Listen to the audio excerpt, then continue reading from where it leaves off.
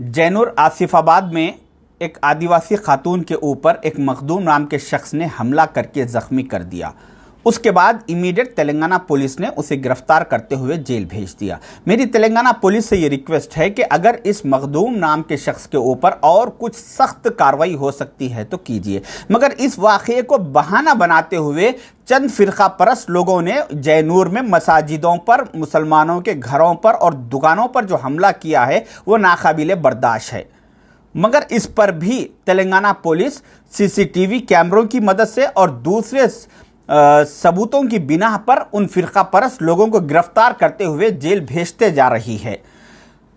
जब से तेलंगाना में कांग्रेस की हुकूमत आई है, वक्तन फ़क्तन कुछ ऐसे हादसात पेश आते जा रहे हैं। जैसा कि आप ये वीडियो देख रहे हैं, ये वीडियो में जिस शख्स जिसके घर को तोड़ा जा रहा है वो एक लाला भाई नाम के एक शख्स है। जैनूर के उनके घर पे अटैक किया गया और जो बैठा हुआ शख्स है वो अपने सारे साथियों को लेकर आके वहां पर बैठ के चीखते चिल्लाते हुए उन्हें कह रहा है कि इस घर में घुसो, मारो, तोड़ो।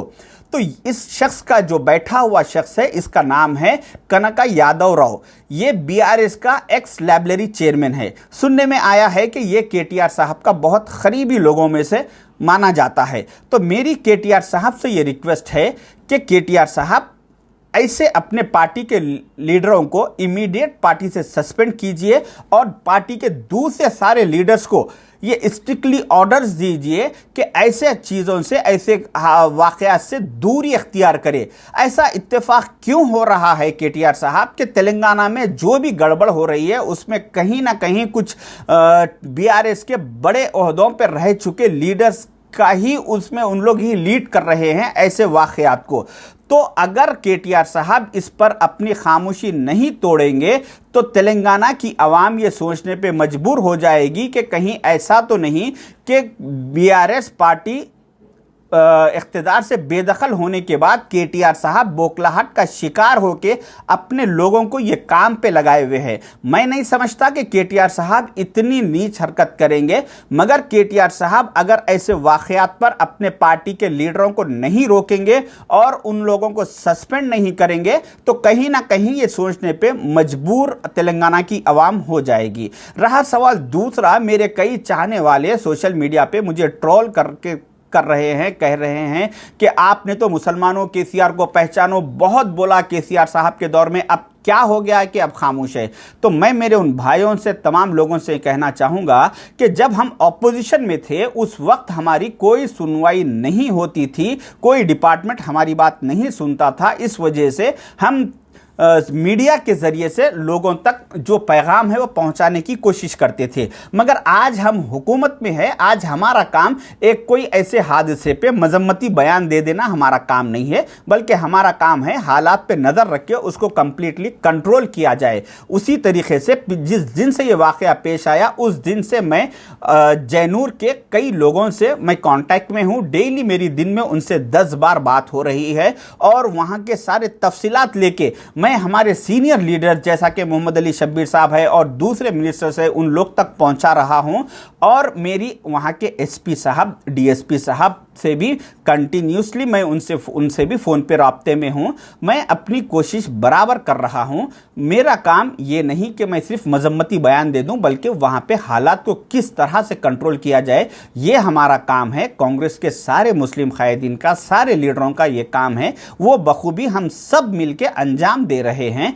तो आवाम को चाहिए कि ऐसे हालात पे कुछ सिर्फ हमसे बयान की उम्मीद ना रखे। जैसा कि आप लोगों ने देखा कि जो एक बार जब भी कोई ऐसे वाक़यात पेश आते तो उस वक्त हुकूमत की नाकामी उस वक्त समझी जाती कि जब ये वाक़यात को हुकूमत रोकने में नाकाम होते जा रही है।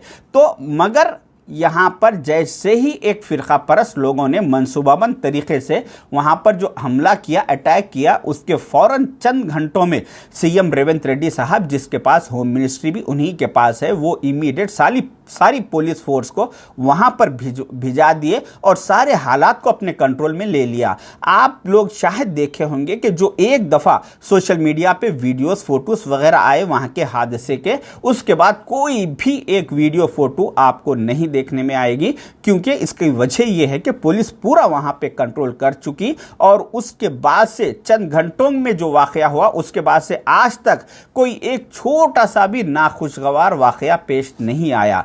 तो इसकी वजह यह है कि पुलिस वहां पे बखूबी अपना काम अंजाम दे रही है और लोगों को ये एतराज़ है कि क्यों वहाँ पे मुस्लिम कायदीन, वहाँ पे कांग्रेस के लीडर्स वहाँ पे आज तक दौरा नहीं करे। इसकी वजह ये है कि अगर कांग्रेस के लीडर्स वहाँ का दौरा करेंगे तो उसके बाद कुछ फ़िरका परस्त पार्टियों के लीडर्स भी अपने दौरे शुरू करेंगे और गैर जिम्मेदाराना बयानबाजी करते हुए माहौल को ख़राब करने की कोशिश करेंगे। इस वजह से पुलिस ने सारे पॉलिटिकल लीडर्स को वहाँ पे आने पे कुछ दिनों के लिए पाबंदी लगा दी है, क्योंकि हमारे लोगों में सियासी शऊर की थोड़ा कमी है। दूर अंदेशी से ज़रा हालात पर नज़र रखिए, देखिए कि पिछले चंद सालों से जैसा कि कर्नाटक में कांग्रेस की गवर्नमेंट है, वहाँ पे ऐसे कुछ हालात पेश आए। उसके बाद फिर तेलंगाना में कांग्रेस की गवर्नमेंट है, यहाँ पे वक्तन फ़क्तन फिर हालात कुछ ना कुछ ऐसे हादसे पेश आते जा रहे हैं। फिर हिमाचल प्रदेश में जहाँ पे कांग्रेस की गवर्नमेंट है, वहाँ पे एक छोटे से इशू को, एक मस्जिद जो 10 साल पहले आज से बन चुकी थी, उस मस्जिद को पर 4 फ्लोर जो कंस्ट्रक्शन किया गया है वो विदाउट गवर्नमेंट के परमिशन के किया गया है। तो इतने छोटे से इशू को लेकर वहाँ पे हिमाचल प्रदेश में हज़ारों नहीं बल्कि लाखों लोग रोडों पे निकल के आके एहतजाज कर रहे हैं कि कैसा ये मस्जिद को, इलीगल मस्जिद को पर रखिए, इसको डिमोलिश कीजिए, फलां फलां इस तरह से। तो मेरा कहने का मतलब ये है कि कुछ फ़िरका परस्त लोग ये चाहते हैं तो हिंदुस्तान में माहौल ख़राब हो और ख़ासकर उन स्टेटों में जहां पर कांग्रेस की गवर्नमेंट है, उन स्टेटों में माहौल को ख़राब करने की एक बहुत बड़ी साजिश रची जा रही है। तो हमें चाहिए कि कांग्रेस के ऐसे वक्त में हमें कांग्रेस का साथ दे, क्योंकि कांग्रेस का वो फ़िरका परस्त लोग कांग्रेस के दुश्मन इसीलिए है कि कांग्रेस हमेशा से जहां जहां कांग्रेस की स्टेट में गवर्नमेंट है वहां पे SC ST OBC minority majority सारे लोगों को बराबरी का हक देना चाह रही है और सबकी बुनियादों को मजबूत करने का काम कांग्रेस कर रही है। इस वजह से वो लोग नहीं चाहते कि माइनॉरिटीज़ के बुनियादें मजबूत हो, इसलिए कांग्रेस को बदनाम करने की पूरी साजिश है। ऐसे बुरे वक्त में, ऐसे ख़राब वक्त में हमें चाहिए कि कांग्रेस का साथ दे, बल्कि इस हालात को समझे, सियासी शऊर बेदार करे, दूर अंदेशी से काम ले इस वजह से। और बहुत जल्द इंशाल्लाह जैसे ही जयनूर के हालात पूरे काबू में आ जाएंगे, उसके बाद वहाँ पे पूरी जो भी है भरपाई करने की हुकूमत से बराबर कांग्रेस के मुस्लिम कायदीन नुमाइंदगी करेंगे। शुक्रिया, अल्लाह हाफिज़।